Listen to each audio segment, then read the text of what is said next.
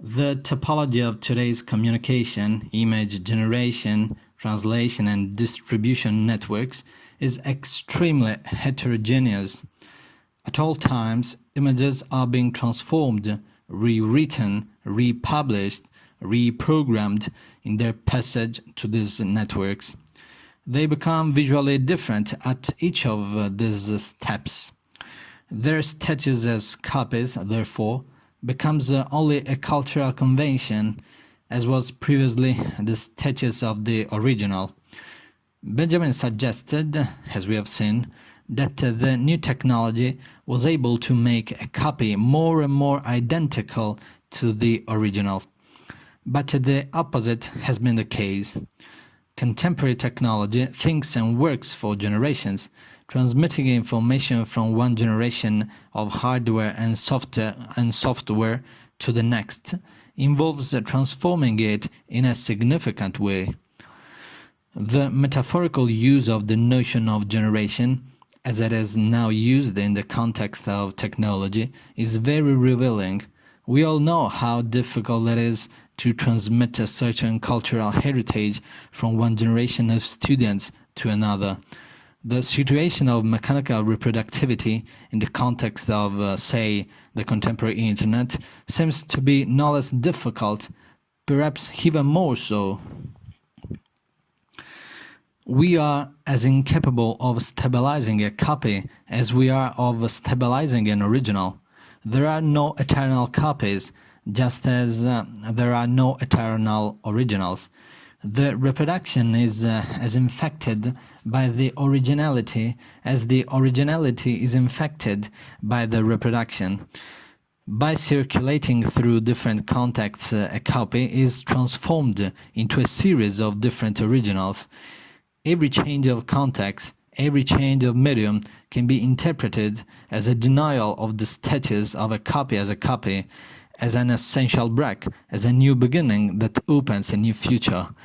In that sense, a copy is never a copy, but rather a new original in a new context. Each copy is in itself a flaneur. It experiences time and again its own profane illuminations, which make it an original. It loses old auras and gains new ones. Perhaps the same copy endures, but it becomes a different original. This shows that the postmodern project of reflecting on the repetitive, iterative, reproductive character of an image is paradoxical, as was the modern project of recognizing the original and the new. This is also the reason why postmodern art manages to seem very new, even if, in effect, in reality, it is directed against the notion of the new. Our decision to recognize a given image as an original or as a copy depends on the context, on the scenario where that decision is made. And that decision is always a contemporary decision, one that belongs neither to the past nor to the future, but to the present. That is why I maintain that installation the flagship form of contemporary art. The installation proves to be a certain selection, a certain concatenation of options, a certain logic of inclusions and exclusions. By doing this, an installation manifests here and now a certain decision about what is old and what is new, what is an original and what is a copy. Each important exhibition or installation is made with the intention of designating a new order of memories, proposing new criteria to tell a story, and differentiating between the past and the future. Modern art was working on the level of individual forms. Contemporary art is working on the level of context, of frame, of background, of new theoretical interpretation. That is why contemporary art is less a production of individual works of art than a manifestation of an individual decision to include or exclude things and images that circulate anonymously in our world, to give them a new context or to deny them. A private selection that is at the same time publicly accessible and hence made manifest, explicit, present.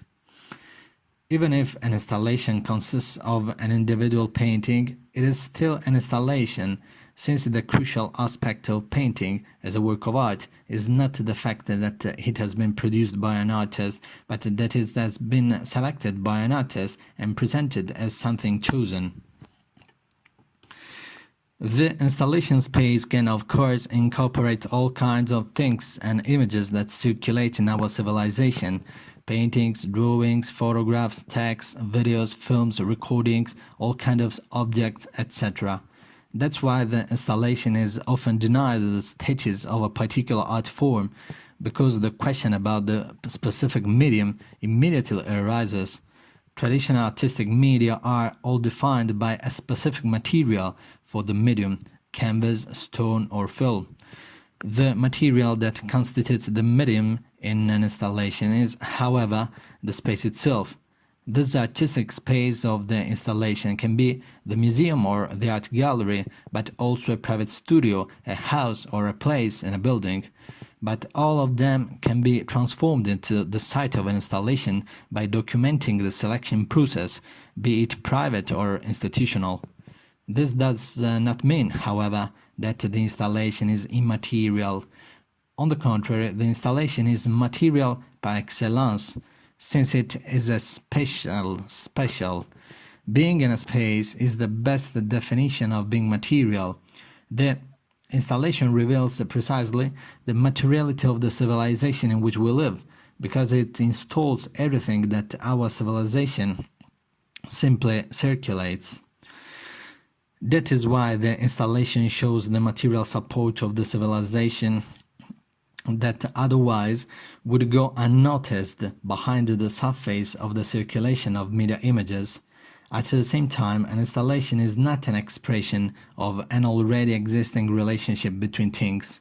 On the contrary, an installation offers an opportunity to use things and images of our civilization in a very subjective and individual way. In a way, the installation is for our time what the novel was for the 19th century. The novel was a literary form that included all other literary forms of that time. The installation is an art form that includes all other art forms.